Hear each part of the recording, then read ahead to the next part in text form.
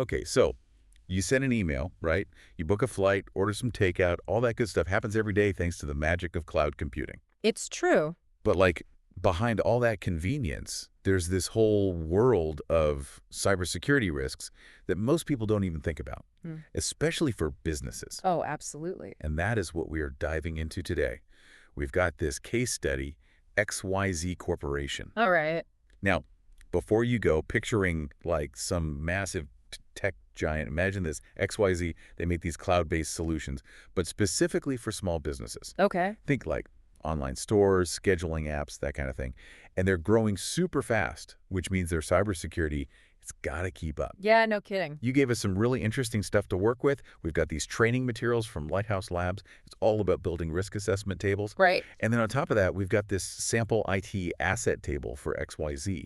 It's like having a toolkit for like spotting vulnerabilities before they become, you know. Yeah, before they become... Headlines. Exactly. So can you maybe walk us through why a risk assessment is so important, especially for a company like XYZ? I mean, they're handling sensitive data in the cloud. Absolutely. So you've got XYZ, right? Yeah. And they're dealing with everything. I mean, we're talking customer credit card numbers, proprietary business data, all that juicy stuff. Yeah, the good stuff. And a single breach, forget about it, not just financially disastrous, but the trust they've built with those small businesses, gone. Poof, a risk assessment. It's like their secret weapon. It helps them understand those threats, whether it's some hacker in a basement or a natural disaster, and then they can prioritize, right? Build up those defenses, keep that data safe. So it's like putting in a security system before the robbery, not after. 100%. You're anticipating, not just reacting. Exactly. And listen to this. It's ongoing. We're talking risk assessment, risk treatment, figuring out what's left, the residual risk. Right. But let's not get ahead of ourselves. For this deep dive, we're focusing on that first part, risk assessment. That's key. Music to my ears. So let's get down to it. We have this sample IT asset table for XYZ, and this is where it gets really interesting.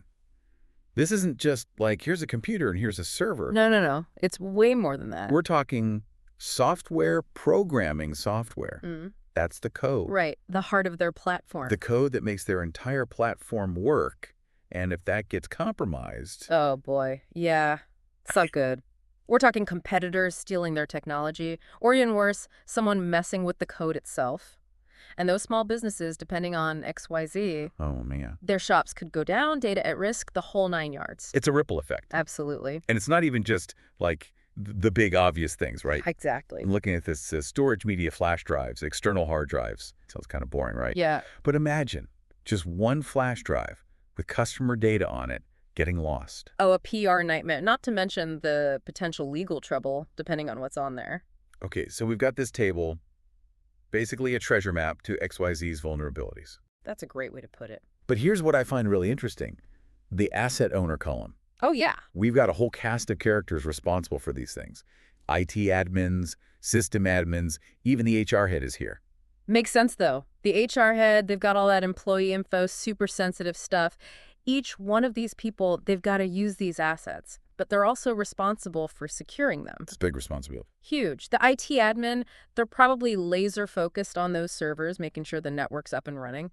Meanwhile, you've got the system admin. They're knee-deep in code, battling digital dragons all day long. And that's where knowing who's responsible for what becomes absolutely critical. Accountability. It's like each of these asset owners has a security guard badge, right? Exactly. But even the best security guard needs a solid plan. And that's where our friends at Lighthouse Labs come in with this document on building risk assessment tables.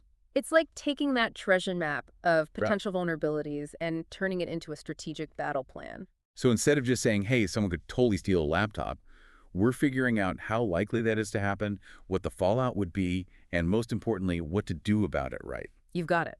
This document gives us a framework for systematically looking at each asset, its weak points, and then figuring out the best line of defense. And for this deep dive, we're focusing specifically on the risk assessment section. Because before you can treat the cybersecurity ailments, you've got to diagnose them.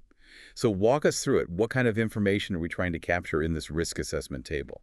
Well, we've already got our list of assets from the IT asset table. Now we go down the line, and for each one, we ask ourselves, what could possibly go wrong? Like, what are the potential threats? Are we talking hackers in hoodies trying to break into the mainframe? Yeah. Or is it more about someone leaving a laptop on the train? Both are absolutely on the table. We need to think about all kinds of threats, from those external cyber attacks to internal slip-ups. Even something like a natural disaster could take down those servers. Right, because a flood in the server room isn't going to care how strong your passwords are. So we're talking about the likelihood of these threats actually happening. Like, what are the chances of a meteor taking out XYZ Corp headquarters versus, say, an employee accidentally clicking on a phishing link? Exactly. And this is where things get interesting because a meteor strike, while devastating, is incredibly unlikely. So we also need to assess the impact of each threat. So let's say we're talking about a data breach. The impact on a small startup is going to be very different from the fallout for a multinational corporation, right? Absolutely. That's why risk assessment isn't one size fits all. It's about tailoring those assessments to the specific company, their size, their industry, what they're trying to protect. A data breach for XYZ Corp with all those small businesses relying on them, that's not just a financial hit. It could be reputational damage that takes years to recover from. Okay, I'm getting the chills just thinking about it. So we've got our list of assets, the potential threats to those assets, the likelihood of something bad actually happening, and the impact if it does. What's the final piece of the puzzle here? The grand finale is figuring out the risk rating. By combining the likelihood and the impact, we can start to see which of these threats are the real monsters in the closet and which ones are more like dust bunnies under the bed. So it's not just about making a massive list of every possible thing that could go wrong, but actually prioritizing them, figuring out which ones keep the CEO up at night. Precisely. And that brings us to a crucial point about risk assessment. It's not a one-and-done activity. It's a living, breathing process that needs constant attention. Because the bad guys aren't just sitting around twiddling their thumbs. The threat landscape is constantly changing.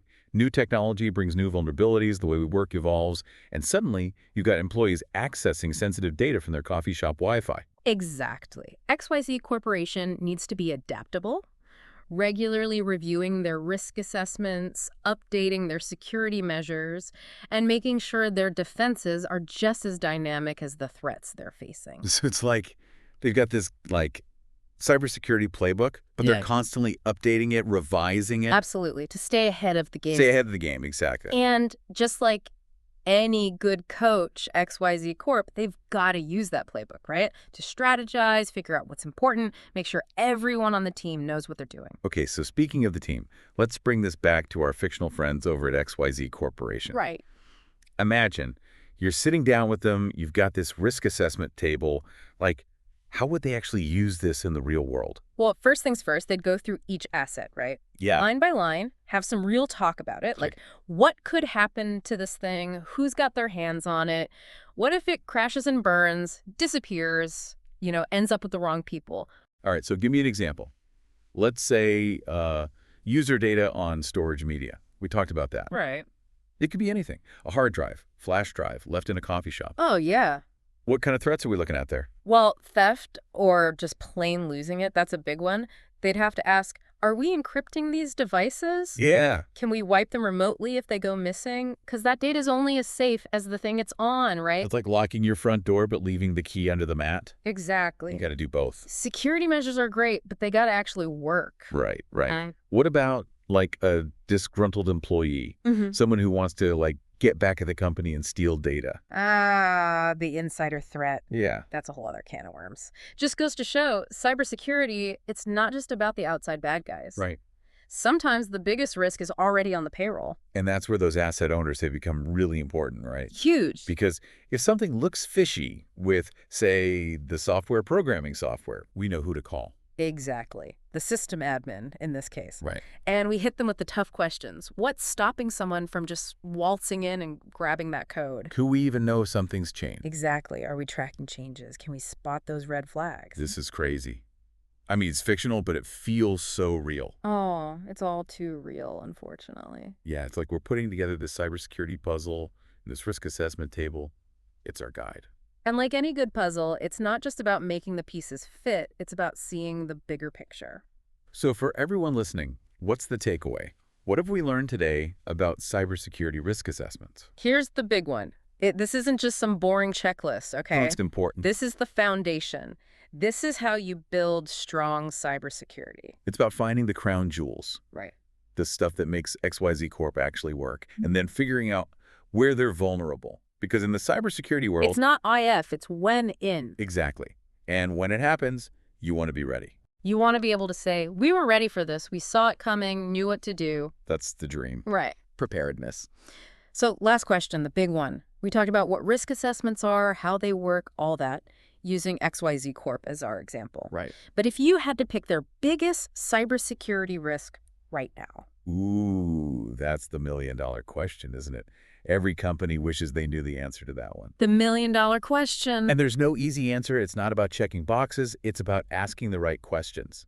XYZ Corp, they're all about those cloud solutions for small businesses.